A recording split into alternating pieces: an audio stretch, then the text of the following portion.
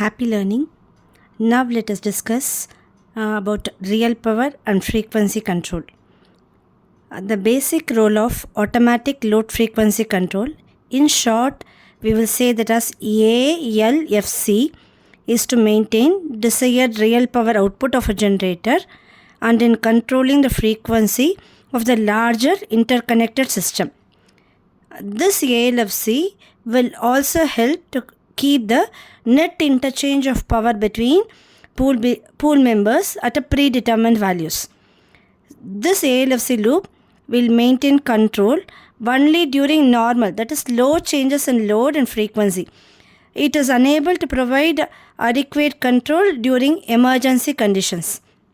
Now let us see a primary ALFC control mechanism. So whenever, what is the need for doing this ALFC mechanism is that whenever the real power demand in the system increases, the load draws large amount of current. Hence, the electrical braking torque will be more than the mechanical torque. Therefore, the rotor slows down its operation and hence the frequency decreases. This is a thing that everyone will be aware of it. Therefore, the real power in a system is controlled by controlling the driving torques of the individual turbine. The figure that you are seeing right now shows one type of speed governing system. This is a simplified primary ALFC system which consists of three main parts. First one is speed setter, or in other words we call that as a speed changer, speed governor. Third one is the hydraulic amplifier. Let us discuss each one in detail. The primary purpose of the speed changer, that is an important part of the speed governing mechanism, and it provides facility for turbine output setting at some desired value. See, whenever a rise command is applied, it opens the pilot valve and hence increases the turbine output.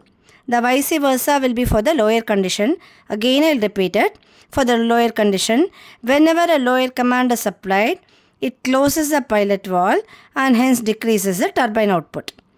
The supplementary control signal activates the speed changer position either manually or automatically through a controller. The second one is a speed governor. It is the heart of the speed governing system.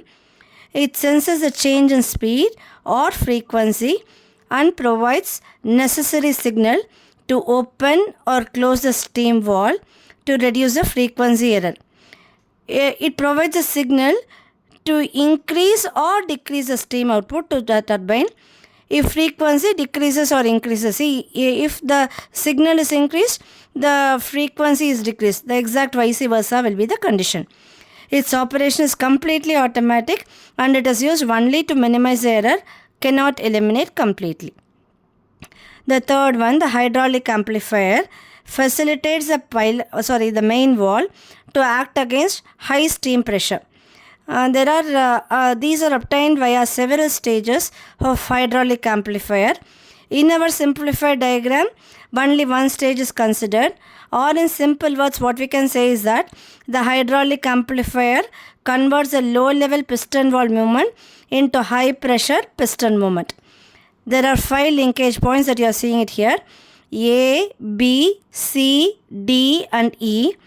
Their movement or displacement are marked as delta XA, delta XB, delta XC, delta XD and delta XE.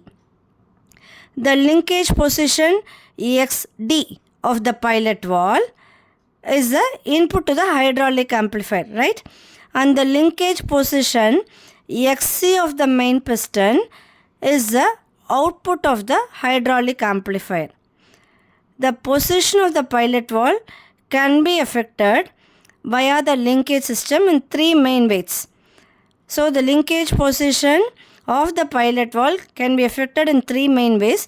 First one is can be by means of rise or lower command with the speed changer, that is XA, action of the speed governor, which is nothing but XB, indirectly via feedback due to the position of the main piston. And in other words, the output of the generator, say, the output of the governor is Xc.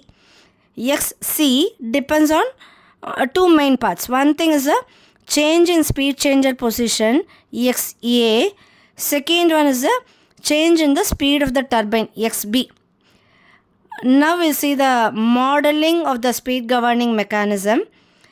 Before going for the direct calculation, let us first assume something. Let the system be operating under steady state condition with system frequency F0, power generation Pg0 and system wall position Xc0. Let us assume that a speed changer command, that is we are providing a rise command, Xa or delta P reference is given to the governor. The movements that take place is that point A, see the point A moves downwards by delta Xa, point C moves upwards by delta Xc, point D moves upwards by delta Xd, and point E moves downwards by delta Xe. Therefore, the generator output increases by delta Pg and therefore the frequency increases by delta F. Hence, the point B moves downwards due to delta F. Now we can write the equation for the corresponding speed governing mechanism.